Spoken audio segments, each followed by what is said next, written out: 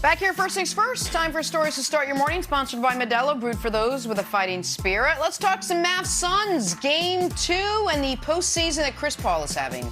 The soon-to-be 37-year-old dropping 14 of his 28 in the fourth quarter helped carry the Suns to a 129-109 win.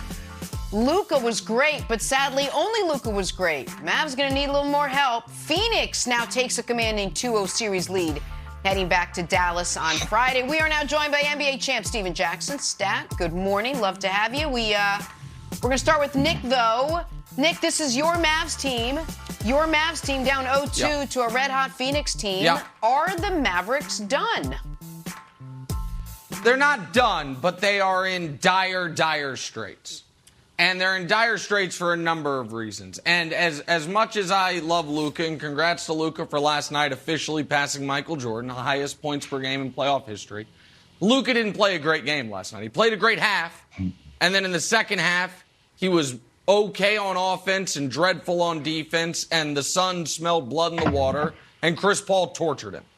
And Chris Paul, what the Suns are able to do with precision offensively when they're rolling makes them look like, and God, these words burn the back of my throat to say, but they make them look like the team that Broussard christened 8 weeks ago when he said they're going to win the title. They're the best team. Yeah, they do. They look really, really tough. Now, what gives me some solace is this is how they looked last year, going up 2-0 on Milwaukee. And then Milwaukee, through the power of Giannis, was able to turn things around. The question is, does Dallas have any defensive answers? And they were a very good defense all year, Steven. I don't know what those answers are going to be. Phoenix won't shoot this well the rest of the way, but Dallas needs a lot of things to start happening. Yes, they need more on offense from guys not named Luka. They also have to, on the fly, figure out how to at least slow down the Phoenix offense. But I do have to open my eyes to the possibility that Chris Paul, who is one of the 25 greatest players ever, this might be his masterpiece. This might be it. He's about to turn 37 years old. This might be his moment. And that wouldn't make me sad because I love Chris Paul. It would make me sad because I'd be wrong about Luka. But I thought what he did last night, Stack, and what he's done in the fourth quarters this entire postseason has been downright surgical precision point guard play.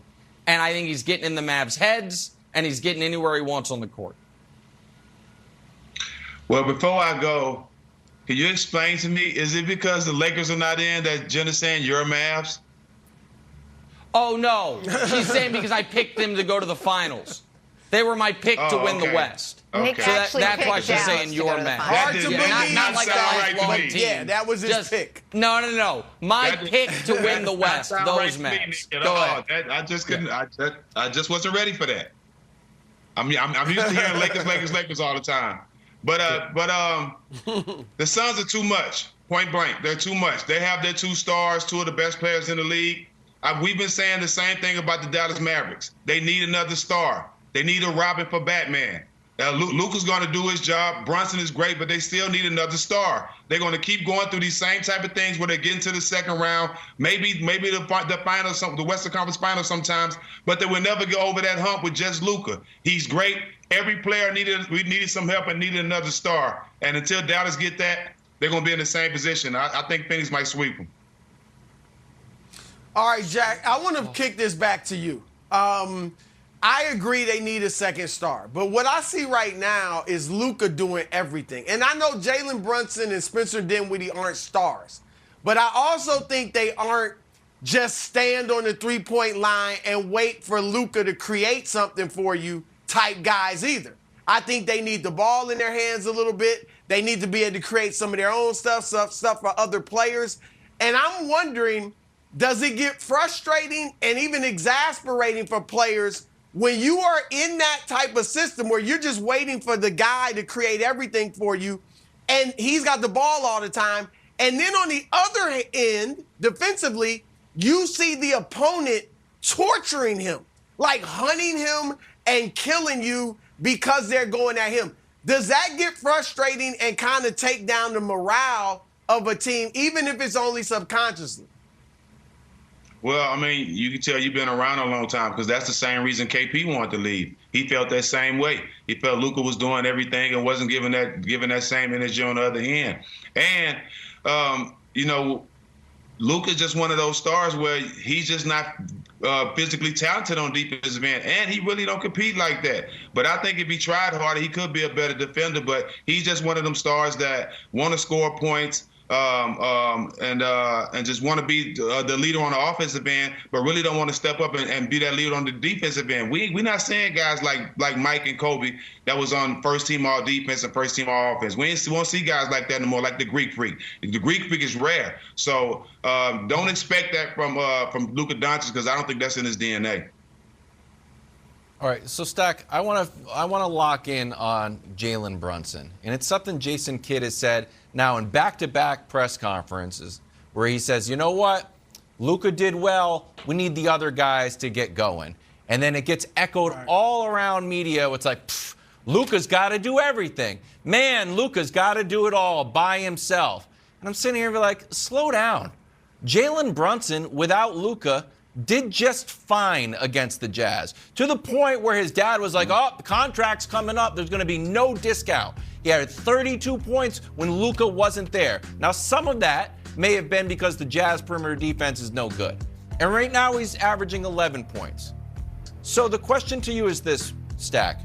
How much of a responsibility does Luka have to get Jalen Brunson going? I thought that he did a good job in the first half trying to spread the ball a little bit, even to his own detriment, throwing the ball out of bounds early in the first quarter. But do you think that Luka needs to take on more of a responsibility to get other guys going? Yeah, I do, but I think Jay Kidd can't say that after he decided to bring Luka in. Like you said, when Jalen Brunson was balling and they was up 2-0, you brought Luka in and lost in Utah. I think you just should have kept that line the same way and kept Jalen Brunson rolling. But they brought Luka back too early and they ended up losing that game in Utah.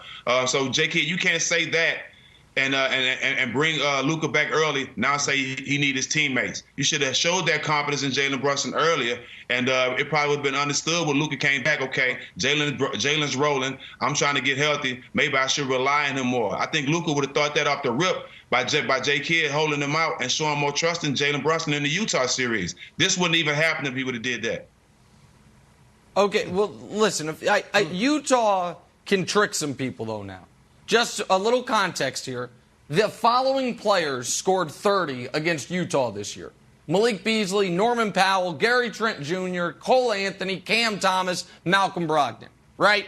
So Utah, we saw Terrence Mann. Is Terrence Mann worth $20 million a year? When he plays Utah, he is.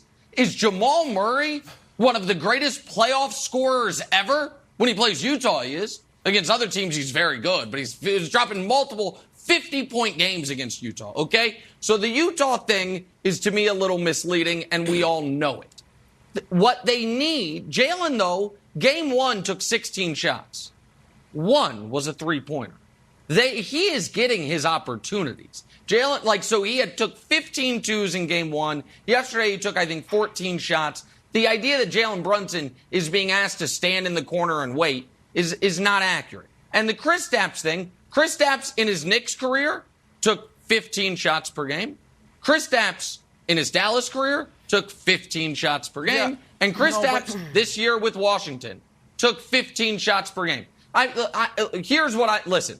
Luka, because he is. Take. Yeah. That's not an excuse for defense, though. That's still not an excuse for defense. No, and if you the star, Stack, that's exactly what I was about to say. You make the supporting cast trust you, and you showed that trust, i.e. Tim Duncan. But Luka don't have that gene. Stack. So I don't know if I'd go as far as it doesn't have the gene, but what I was about to say is, listen, Luka, because he is one of the very best players in the league, is subject to criticism. It's totally fair, and he can, when you are that good, you can have a bad 35-point game.